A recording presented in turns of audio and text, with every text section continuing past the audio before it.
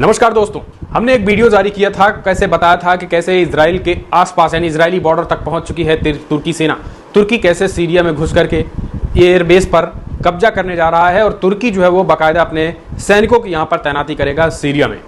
अब इसके बाद से इजराइल को करारा झटका लगा है। जी हाँ, दरअसल जब इजराइल को ये पता चला कि तुर्की असल में हमारे बॉर्डर पर आ रहा है, तो अब इजराइल ने तुर्की को धमकी दे दी है। धमकी के साथ साथ उन्होंने सीरिया पर अटैक कर दिया है, खास ही उस एयरबेस पर अटैक किया है जिस एयरबेस पर तुर्की आने वाला था। तो समझिए कि कैसे जो है वो इजराइल की पूरी तरीके से इजराइल की धड़कन बढ़ चुकी है कि तुर्की उसके बॉर्डर पर आ रहा है। अब इन सब पर तुर्की की क्या प्रतिक्रिया है, चलिए हम आपको विस्तार से बता देते हैं। दरअसल आपको बता दें, इजराइल ने बड़ी धमकी देते हुए तुर्की को कहा है कि सीरिया से दूर रहो। इजराइल ने तुर्की को एयर स्ट्राइक की बड़ी धमकी दे दी है। एयर स्ट्राइक से एक तरीके से बड़ी धमकी दी है। दरअसल दारा में आईडीएफ यानी इजरायली डिफेंस फोर्सेज ने HTS लड़ाकों में जंग चल रही है। HTS लड़ाके क्या हैं ये समझिए। दरअसल इजराइल की सेना ने सीरिया में अपना अभियान तेज किया है। सीरियाई मीडिया रिपोर्ट से मिली जानकारी के अनुसार इजरायली सेना आईडीएफ दक्षिणी सीरिया के दारा में घुसी है। दारा एक इलाका है। दारा में इजरायली सेना और सीरिया की सत्ता पर काबिज हुयात तहरीर अल शाम यानी HTS उन्हें कहते हैं, इनके समर्थक लड़ाकों के बीच सशस्त्र झड़पें जारी हैं। इजरायली सेना ने दारा में झड़पों की पुष्टि जो है वो की। हालांकि इजरायली सेना पिछले कुछ दिनों से सीरिया में हवाई हमले कर रही है।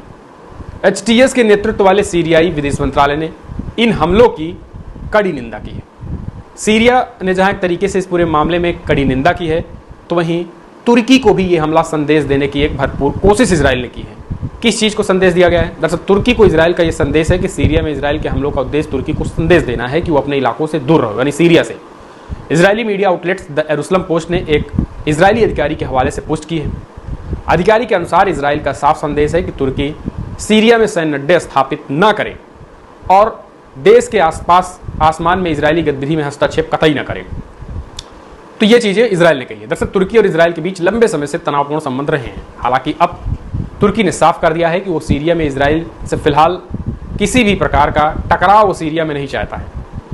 तुर्की के विदेश मंत्री हॉकाम फिदान ने ब्रसल्स में नाटो की बैठक के दौरान ये बातें कही। इजरायली हमले सीरिया की स्थिरता को नुकसान पहुंचा रहे हैं और इससे ISIS और आतंकी ताकतों को फिर से उभरने का मौका मिलेगा। फिदान ने दो टूक कहा है कि तुर्की सीरिया में किसी तरीके की सीधी भिड़ंत फिलहाल इजराइल से नहीं चाहता है। उनने इजराइल के उन सैन्य हमलों की भी आलोचना की जो हाल ही के हफ्तों में सीरियाई सैन्य ठिकानों पर किए गए हैं।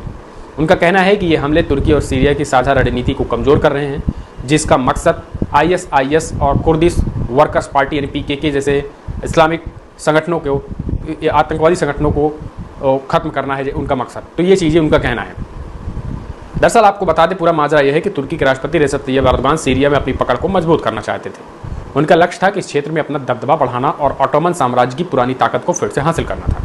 रूस और ईरान के हटने से बने खालीपन को भरने के लिए तुर्की ने सीरिया में अपनी सेना तैनात करने की योजना बनाई थी। इसके अलावा तुर्की IS लड़ाकों के खिलाफ भी हमले तेज करना चाहता है, जो अमेरिका की वहाँ से वापसी के बाद एक अहम शर्त मानी जा रही थी कि इसी शर्त पर जो है वो अमेरिका कह रहा था कि तुर्की यहाँ पर आ जाए। दरअसल तुर्की सीरिया के मध्य स्थित T4 एयरबेस पर कब्जा करना शुरू कर दिया था। रिपोर्ट्स के अनुसार यहाँ पर Hisar type air defence system तैनात किए जा सकते हैं, जिसमें इजरायली ड्रोन और फाइटर जेट को मार गिराने की भी क्षमता बढ़ती। तुर्की इस बेस को सैन्य अड्डा बनाने की भी योजना बना रहा है, जिसमें निगरानी और हथियारबंद ड्रोन तैनात किए जाएंगे जो लंबी दूरी तक हमले कर सकते हैं। तो हमने बताया कि सैन्य बेस को आखिर तुर्की क्यों लेना चाहता है, लेकिन इन सब के बीच आपको बता दें कि बुधवार को इजरायली सेना ने बताया कि उसने हमा के आसपास क्षेत्र के साथ ही राजधानी दमिश्क के पड़ोस में वेरजे पर हमला किया, जहां उसने एक वैज्ञानिक रिसर्च सुविधा को भी निशाना बनाया। इजरायली सेना ने इसके साथ ही पूर्व राष्ट्रपति बशर अल असद के शासन के दौरान कई सालों तक सीरिया पर हमले जारी रखे थे, जिसमें उन्होंने ईरान से जुड़े सैन्य प्रतिष्ठानों और लेबनानी सशस्त्र समूहों हिजबुल्लाह के लिए भी तेहरान से हथियारों के हस्तांतरण को भी निशाना बनाया था। तो लगातार इजराइल सीरिया पर अटैक कर रहा था और इसी वजह से तुर्की यहाँ पर आना चाह रहा है। लेकिन अब सीरिया में इजरायली अभियान पिछले साल दिसंबर में ही तुर्की समर्थित HTS के नेतृत्व में विद्रोहियों से बशर अल असद को सत्ता से हटाकर दमिश्क पर कब्जा कर लिया था। असद को भागकर रूस में शरण लेनी पड़ी। HTS के कब्जे के तुरंत बाद इजराइल ने अब सीरिया के अंदर हवाई हमले शुरू कर दिए हैं। अगर देखा जाए तो शुरुआती कुछ दिनों के भीतर ही इजराइल ने 500 से ज़्यादा हमले किए थे, जिनमें सीरियाई नेवी पर भी हमला शामिल था। इसके अलावा इजरायली सेना ने गोलान हाइट्स के पास बफर जोन को पार कर सीरियाई क्षेत्र पर कब्जा कर लिया था। अभी भी उच्च रणनीतिक स्थानों पर इजरायली सेना बनी हुई है। इसी बीच तुर्की ने भी सीरिया में अपनी दिलचस्पी बढ़ाई है, जिसने इजराइल को अलर्ट कर दिया है। इजरायली सेना के ताज़ा हमलों को इसी से जोड़कर देखा भी जा रहा है। गाजा अभियान की आलोचना भी की गई है। खबर है कि तुर्की गाजा अभियान की आलोचना तुर्की ने हाल ही में गाजा में अपने सैन्य अभियान के बड़े विस्तार की घोषणा कर पर इजराइल की आलोचना भी की और कहा कि वो कदम इजराइल के अवैध दृष्टिकोण पर पूरी तरीके से तो शांति को खोज रहा है। देखिए दोस्तों, एक बात समझिए कि तुर्की पूरी तरीके से फिलहाल इजराइल से सीधे तौर पर तो वार नहीं करना चाहता है, लेकिन इनडायरेक्टली तौर पर इजराइल पर दबाव जरूर बनाना चाहता है। एक कारण है कि उन्होंने सीरिया को अपना ठिकाना बनाया और अगर देखा जाए तो इसी वजह से इजराइल पूरी तरीके से चिढ़ा हुआ है और इजराइल को लग रहा है कि अगर तुर्की सीरिया में अपना सैन्य अड्डा बना लेगा तो उसे आने वाले दिनों में न सीरिया पर कब्जा कर पाएगा और ना ही सीरिया के साथ साथ आसपास के इलाकों में वो बड़े हमले कर पाएगा। तो एक तरीके का खतरा उसे हमेशा के लिए बना रहेगा। इसी वजह से जैसे ही इजराइल को ये पता चला कि तुर्की सीरिया में अपना अड्डा बनाने जा रहा है, सैन्य अड्डा, तो तत्काल ही उसने जो है वो आनन फानन में सीरिया में उस हवाई अड्डे के सैन्य अड्डे के आसपास जो है उसने हमले तेज कर दिए।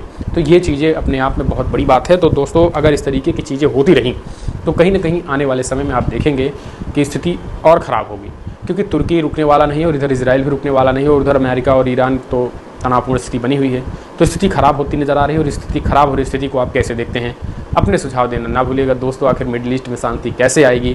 क्या मिडिल ईस्ट यूं ही अशांत रहेगा या फिर इसके पीछे कोई और शक्ति काम करेगी? तो अपने सुझाव इस वीडियो में। नमस्कार।